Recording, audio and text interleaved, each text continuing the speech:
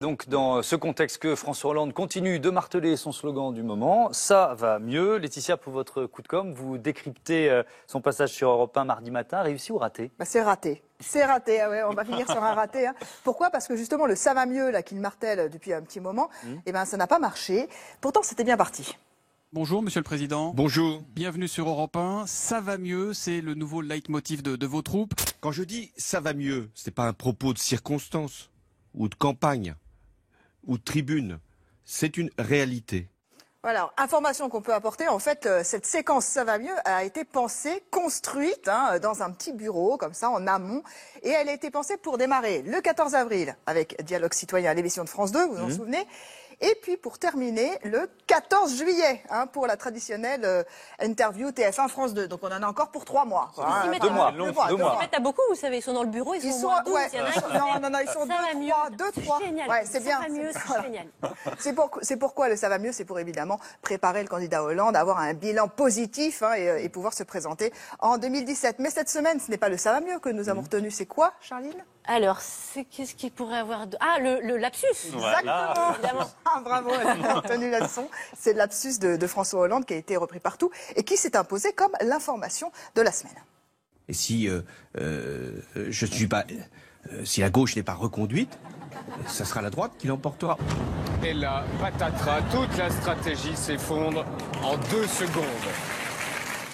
Voilà, ce qui est dingue, c'est que tous les journalistes de la place de Paris, tous les journalistes politiques le savaient. Ils disent tous qu'il va se présenter. Oui, non, on le savait tous en off de toute façon, mais ça a quand même fait les gros titres de toute la semaine. La future probable candidature de François Hollande en 2017. Et c'est vrai, on l'a vu dans la semaine médiatique, que l'Élysée prépare le terrain, comme ça, hop, de ci, de là, sur les réseaux. Ils nous ont diffusé un petit clip, plutôt géographique, on l'a dit, avec des images symboles très fortes.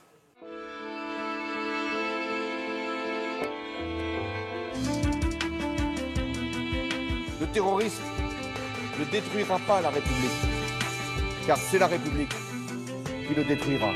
Bon, on a tout coupé, mais c'est très long. C'est très long, et puis ça, c'est vraiment, François Hollande, très souvent sur la scène internationale, parce que c'est là qu'il a marqué. Donc forcément, et pas un souvenir qui fâche. Il le montre. Non, bien sûr. Et au-delà du message politique, ce qui est intéressant, c'est l'utilisation de l'outil web pour la future campagne. Et d'ailleurs, mardi, l'Élysée a fait un test, parce que l'Élysée a accepté que François Hollande soit à la fois sur Europe 1 et sur Facebook Live. Voilà. Il y a eu 1,6 million d'internautes qui étaient connectés à ce moment-là. Pour l'Élysée, c'est une réussite parce que, alors justement, ces petits conseillers de l'ombre, ils m'ont dit que Facebook, ou grand, évidemment, et Periscope seront les médias disruptifs. Alors on aime bien ces termes. À la mode, disruptif. Disruptif de la campagne, qu'est-ce que ça veut dire? Ça veut dire simplement que ça va changer tous les codes de la communication politique. Facebook Live et les Periscope vont changer les règles de la communication des candidats pour 2017 parce que ça va introduire une forme de dialogue en direct, c'est-à-dire qu'on va répondre aux questions des internautes. On peut aussi exprimer ses sentiments sur Facebook Live comme sur Twitter par des petites icônes. Donc la communication par icône commence à faire son entrée en politique, c'est nouveau, intéressant. Et puis surtout, c'est une alternative aux médias traditionnels. Les réseaux sociaux sont en train de devenir des télévisions. Et ça commence à avoir un impact majeur sur la communication politique. Très clairement, le questionnement direct par les citoyens, ça c'est la voie de l'avenir. La campagne politique par émoticône, on n'a pas fini de rigoler quand même. Vous allez avoir beaucoup de matière la saison prochaine dans votre émission. Hollande, c'est un candidat connecté, est-ce qu'on peut dire ça? Honnêtement, il y a un peu de boulot encore à faire pour lui, parce qu'avant de se projeter dans la communication de demain, il faut déjà maîtriser la communication d'aujourd'hui. Et mardi, François Hollande a quand même fait une bourde énorme en s'arrangeant, on va dire ça comme ça, avec les chiffres du chômage, ce qui lui a valu un fact-checking en règle le soir et le lendemain. Sous mon prédécesseur, le chômage a augmenté d'1 million. Plus 1 million de chômeurs sous le mandat de Nicolas Sarkozy. Et sous son quinquennat, c'est combien?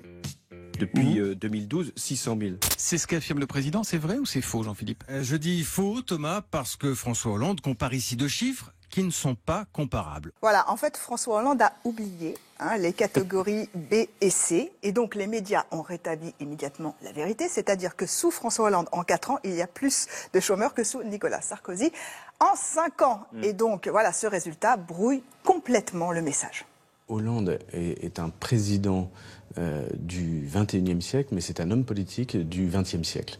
Et donc il fait de la politique comme il a appris à en faire, c'est-à-dire dans les années 80, où on pouvait jouer avec les mots et on pouvait jouer avec les chiffres. Sauf qu'aujourd'hui, ce n'est plus possible. Quand on ment de manière aussi éhonté, parce que c'est pas une erreur, c'est pas un dérapage, c'est un mensonge.